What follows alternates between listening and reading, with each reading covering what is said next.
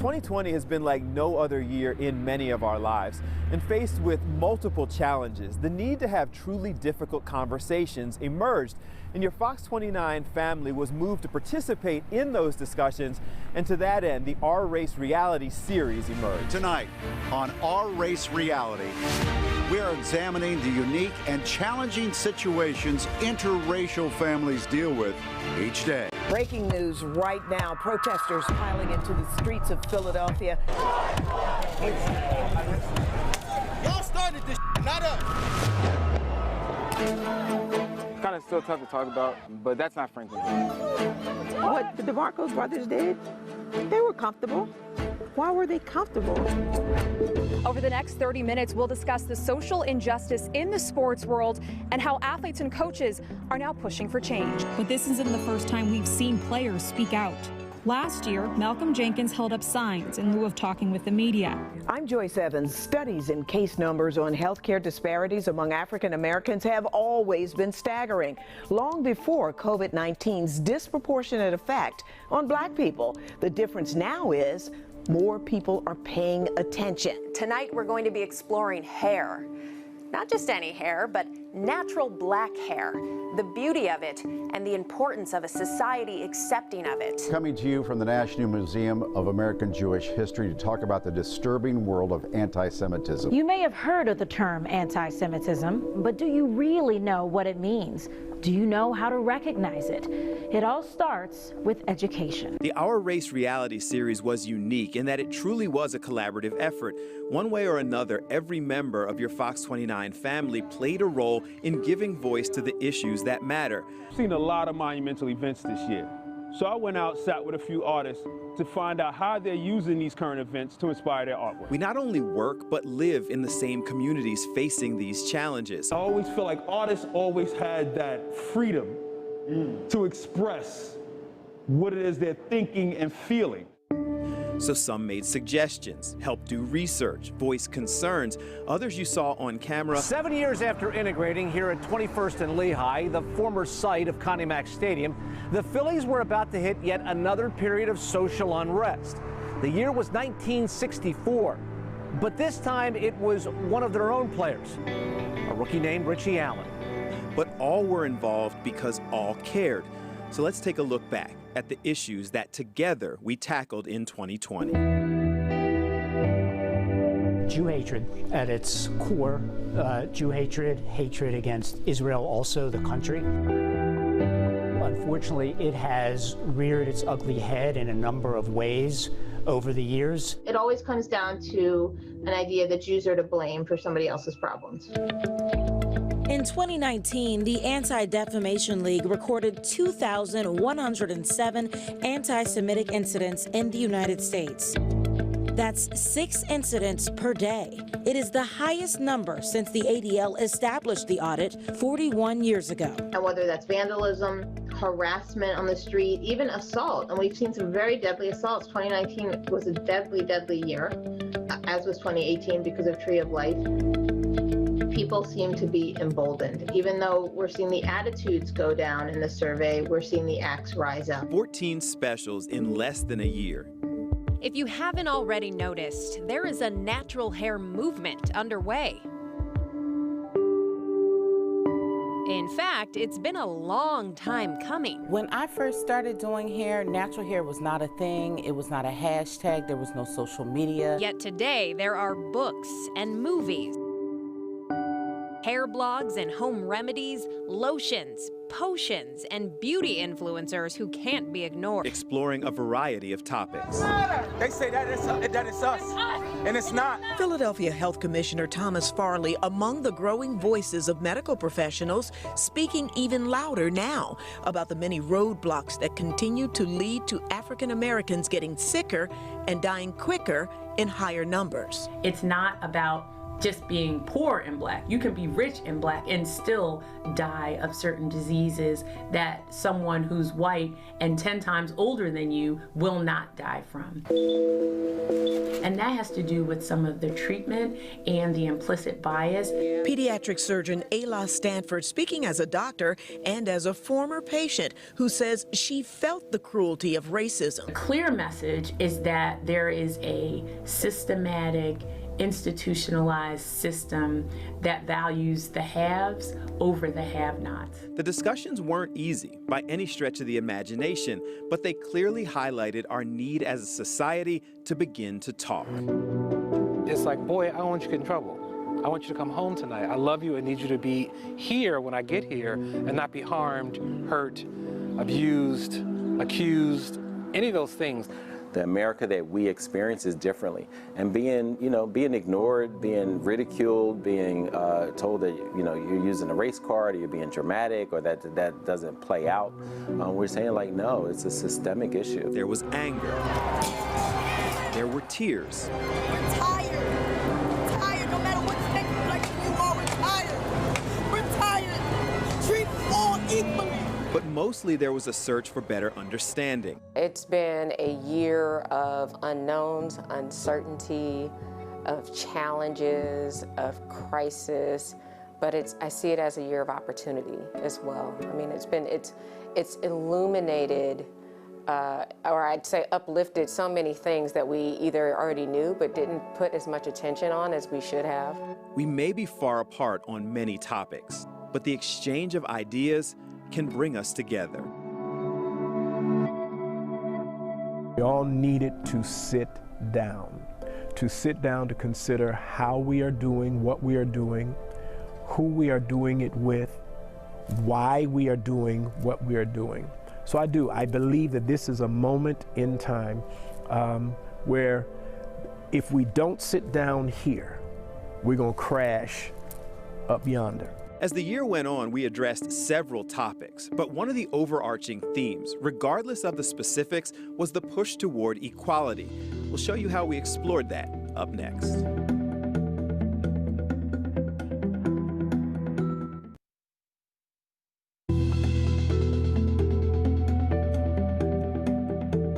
Racial equality, economic equality, medical equality, equality in policing. Do you see the theme? The Our Race reality series took on a lot of different forms, but at the core, it was truly about all of our desire to be treated fairly. I had a very big anxiety attack when I was pregnant with our daughter.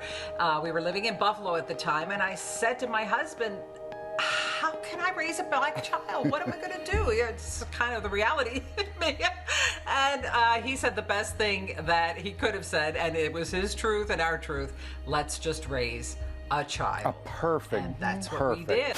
I don't remember ever seeing anyone who looked very much like me on TV, and generations growing up seeing the same kinds of people and everyone generally looks the same. You start to internalize these messages that, okay, well, if I want to get there, if I want to be successful, if I want to be professional, I need to look like that. To make sure that the next generation and the generation after that got a chance to see me or others like me and hear our story, so they too can believe that they can be in this industry. Whether it was the challenges of mixed-race families, beauty stereotypes, or minority business development, all different people expressed fairly similar goals. Believe what you believe, but make room for everybody and make room for all of humanity. That's the challenge of this season, but I believe we're up for it, and we are going to win. I believe it. We are going to win.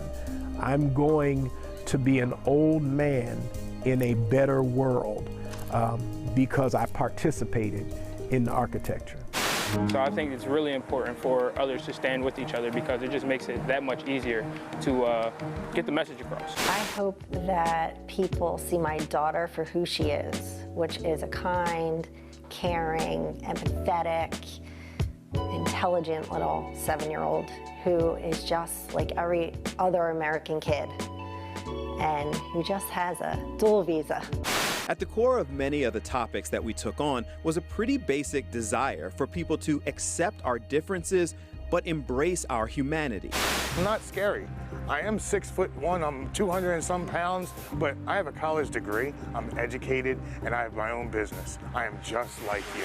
The hope is that everyone will do their part, no matter how small, to make sure we just care about one another as human beings equal on this earth. Good news is there's a lot of folks out there fighting a good fight, and all they need is a little bit of help, whether that's financial or that's effort.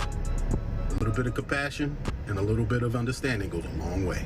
And we experienced that search for understanding doing these specials, but also learned how important it is for us to have the conversations that sometimes make us uncomfortable. Get to know other people, right?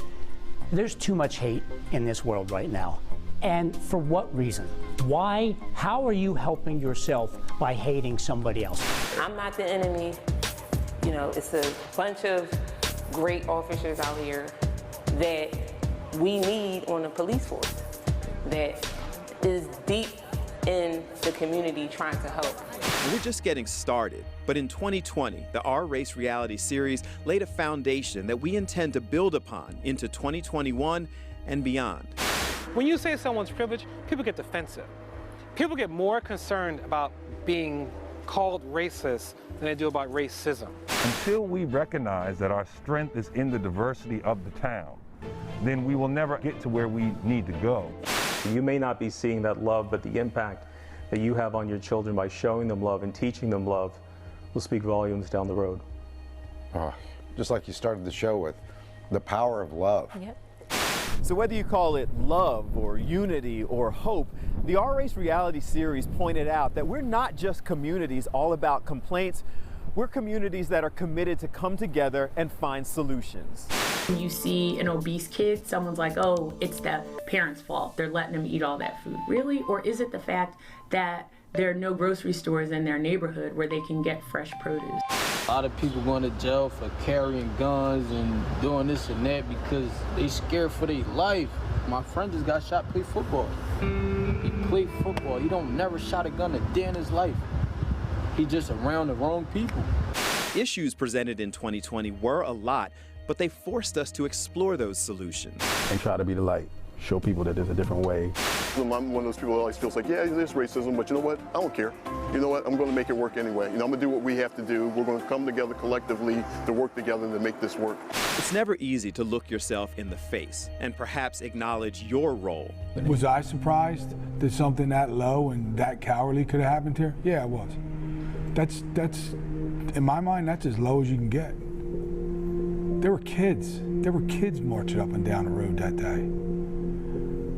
They were young kids, 6-year-old kids, 9-year-old kids, their older brothers and sisters. And they had to witness that? But if we're as serious as the Our Race reality series seemed to suggest we are, then as corny as it may sound to some, out of darkness can come light. We're coming to you, to this township, letting you know we want to be heard. We need change here. You know, instead of denying, let's start fixing. The Our Race reality series highlighted numerous necessary issues, but coming up, we'll take a look at the people, agents of change, often quietly doing the work to improve society.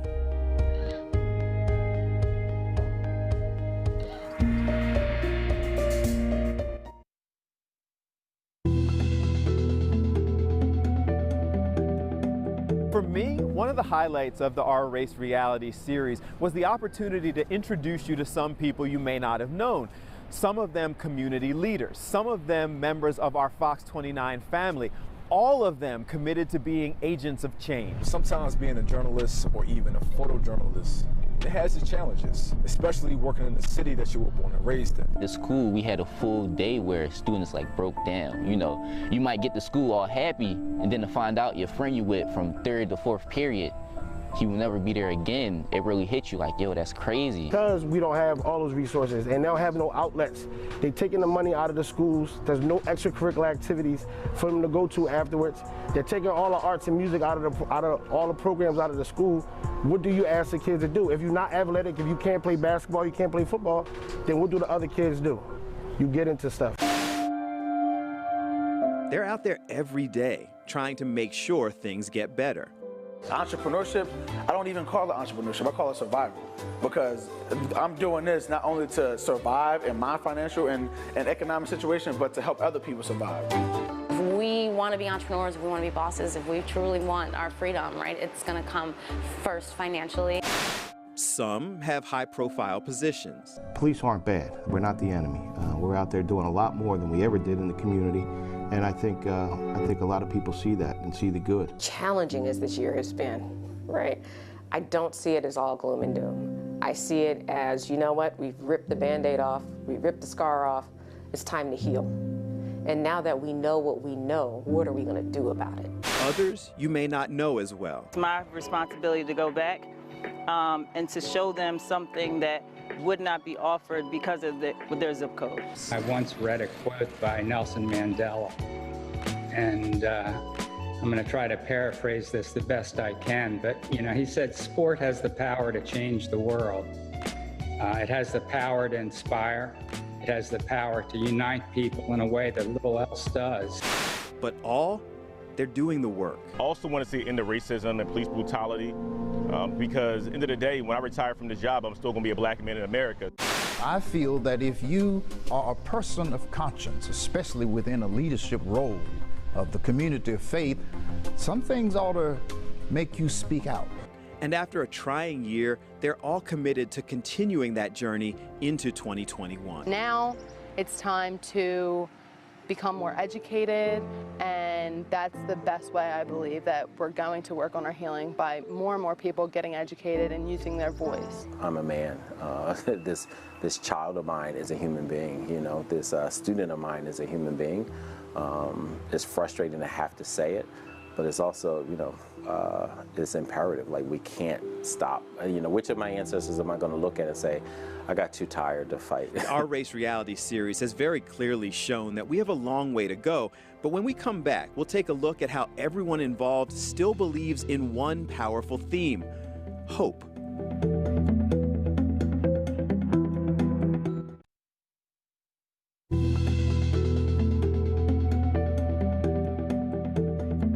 So far, we've spent plenty of time looking at all of the challenges that we've faced in 2020.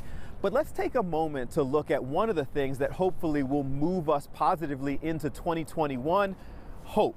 Heal us from the divide that keeps us separate from one another. Heal us, dear God, in our political circles. Heal us, dear God, in our police departments. Heal us in our business community. Heal us in our residences, dear God. I just had to clean up.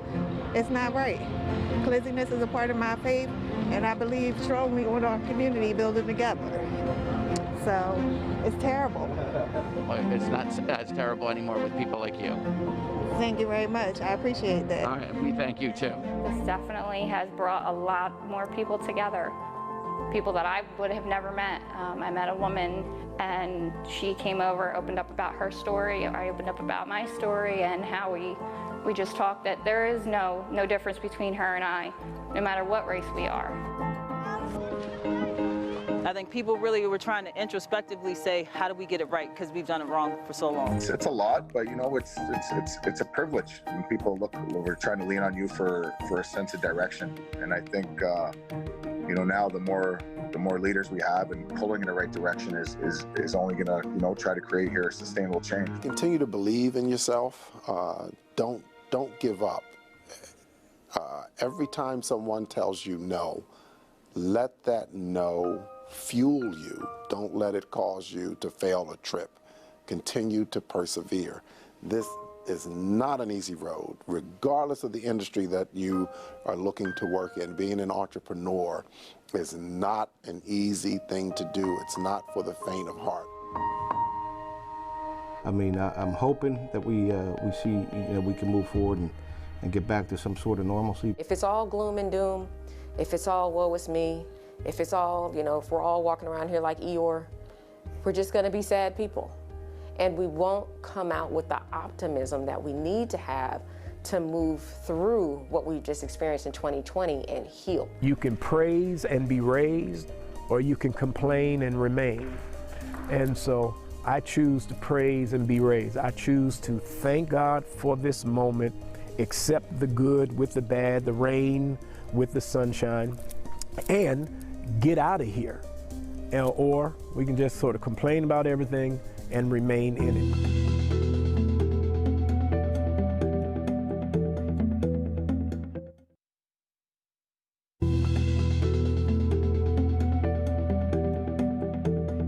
Now, to be clear, the Our Race reality series is really just beginning, and moving forward, we're committed to hearing your thoughts, your ideas, and your plans.